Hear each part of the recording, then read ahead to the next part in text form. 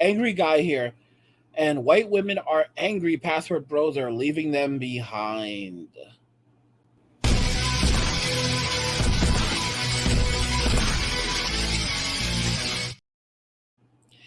White women are angry that password bros are leaving them behind. Let's go ahead and jump into this video.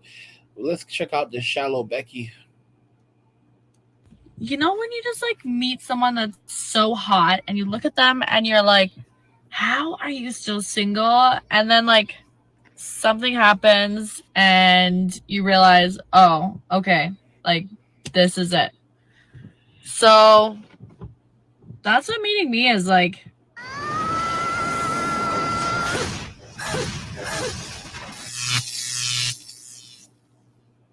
Bestie, they always come back. If you're sitting there being like, Laura, there's no way in hell this dude's gonna come back to me at any point in time, you're wrong. You're wrong. Dude, let me just tell you, I broke into my ex's apartment and this dude still texted me one day. It took a while, but he texted me. They always come back. And you know why? Because they realize how good they had it. Like, literally sit there and think about all the shit you did for them, all of the love that you gave them. You think they're not gonna realize that one day? You think that's not gonna hit them like a fucking train one day? Oh, it will. But it's not your job to make them realize that. And if you try to make them realize it, they're not going to hear it. So disappear, go off the grid as far as they're concerned. Block them. They don't deserve to see how good you're doing. They don't deserve to see how good you look. Guess what? They didn't want to be in your life, so they don't get to be in your life or see your life in any way, shape, or form at any capacity. Okay? You work on you. And when they come back, you might not even want them anymore. I'm never wrong. Mwah! She never makes a. This woman is out of her damn mind. Guys, these women are out of their damn minds. They are out of their damn minds. They can't even admit that they are wrong. This woman literally admitted to breaking into her ex's house. She knew it was wrong, but she doesn't care because she said that he still ended up texting her after a long time. Sure, it was a long time later, but he still texted her again. This woman is out of her depth. She broke into her ex's apartment, and if a man had done that, he would have gone to jail. Do you guys understand? Like, this is how people end up getting unalived. Like, you break into, like, if a man broke into a woman's apartment and he was unalived, no one would blame her. They would commend her on the news. Every guys would say, this is an insane idiot. What was he thinking? People have to be careful. But if it's the other way around, he would be in jail. I remember years ago, there was an episode of Ally McBeal, and one of the characters who was a lawyer, he was dating another character on the show who was a judge. And him and the judge had broken up. So he starts dating a new woman. What does the judge do? I don't know how she does this. She breaks into his apartment, and when he comes home, she has like candles all over the place, and she's butt naked when he comes to the door, and he comes in with this other chick, and then she literally just covers, like, goes crazy and like, oh my god, and blah blah blah. And here's the crazy thing about that: after the whole thing happened, like a simp, he sits down with her and he's like, it's okay, it's okay, you know what you did was okay. And she literally sits there and says to him, no, what I did was not okay. If you had done what I did, you would be in jail right now. All right? She was a judge, and she was literally sitting there explaining to him that what she did was not okay.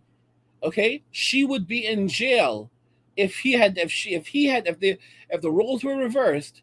She would be in jail if he had done what she had did. Okay? And yet, and ironically though, women no longer have that perspective. See, at least this woman recognized that she was crazy. All right? And realistically, if he had reported her, she would have lost her position as a judge. Okay? But him being a simp, he allowed it to fly. The truth is that, and even then, a lot of cops wouldn't even prosecute it today. They're like, "Oh, poor chick."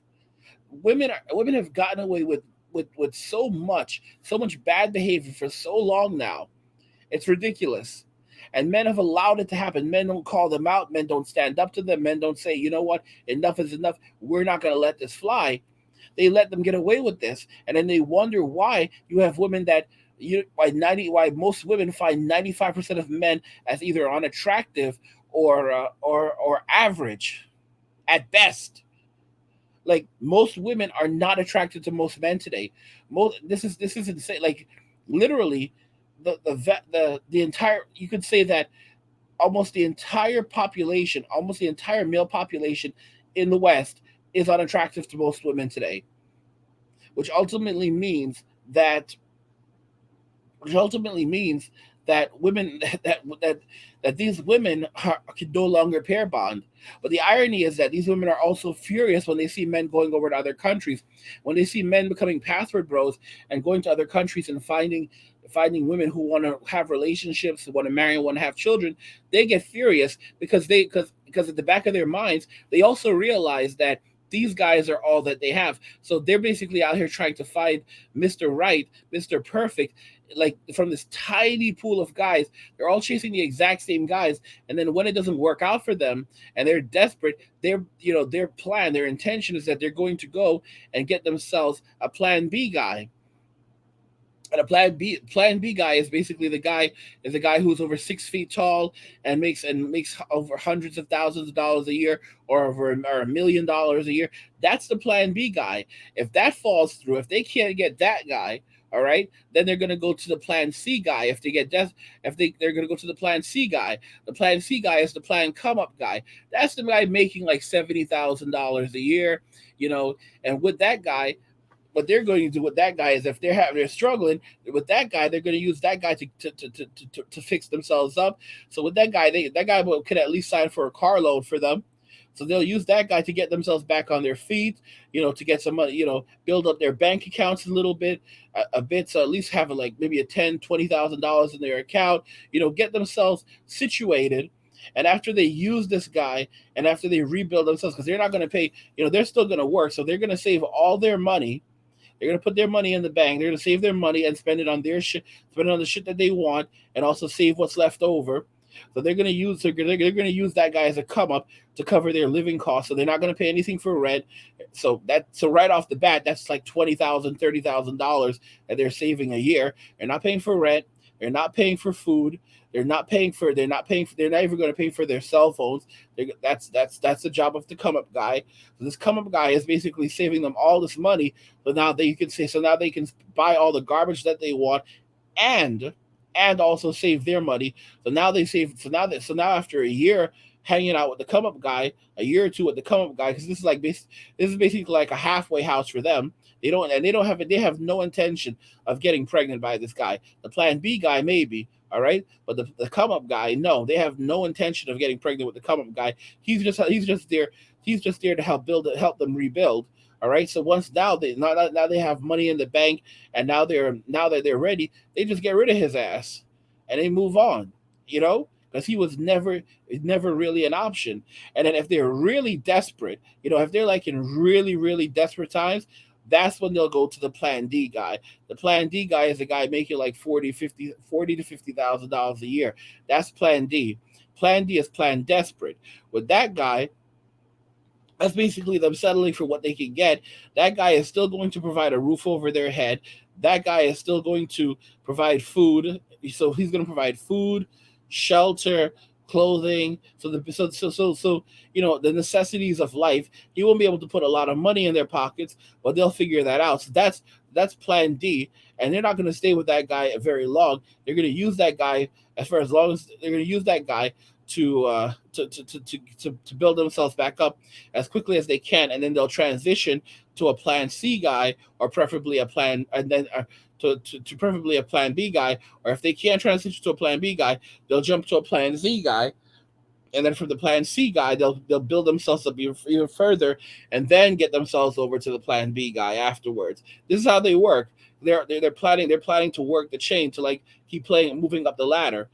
So this, you can't trust them. You can't trust them. And these are all post-wall women, and men are paying premium prices for regular gasoline. This is it's ridiculous. And like I said, white women are angry that passport bros are leaving them behind. But ultimately, the reason why these men are leaving them behind is because they see that these women are full of crap. These women have no value anymore. They don't cook, they don't clean. They just want to extract wealth and resources from men and then throw men away when they're done. Guys, let me just point this out again. Guys, if you're enjoying these videos, please remember to subscribe, turn on notifications, never miss another video again, and also like the video because it tells YouTube to show you more videos. So my videos will show up in your subscribe in your suggested videos as well as on your homepage. But I want to know what you guys think.